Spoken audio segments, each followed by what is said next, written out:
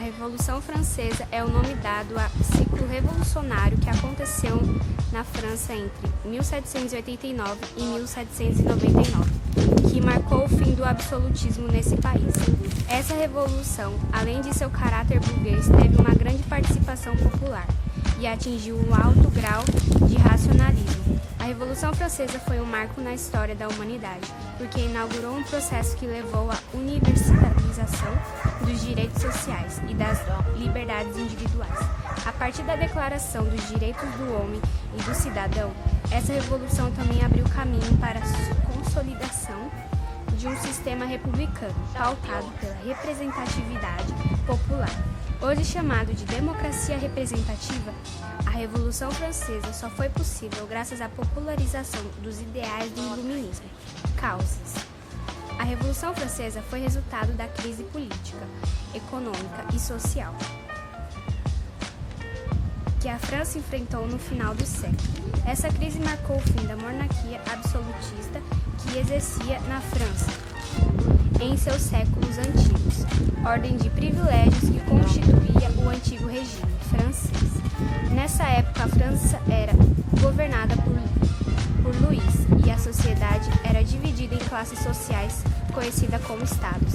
Primeiro estado, clero; segundo estado, nobreza; terceiro estado, povo, definição genérica que incorpora o restante da sociedade francesa. A sociedade francesa era muito bem definida em um grupo que possuía uma série de privilégios, em detrimento do restante do país. É importante observar que o terceiro estado era uma classe extremamente heterogênea, formada por grupos distintos como a burguesia e o campesinato.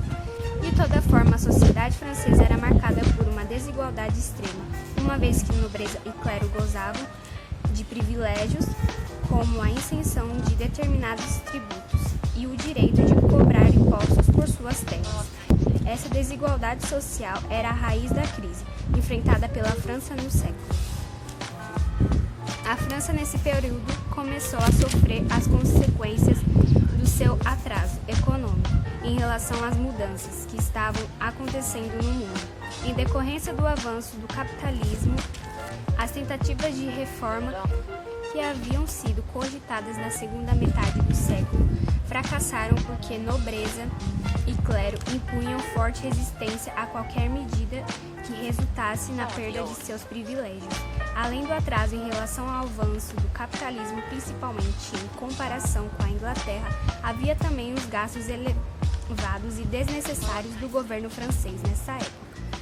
Um grande exemplo foi o envolvimento da França na Revolução Americana e o que causou um grande impacto na economia francesa.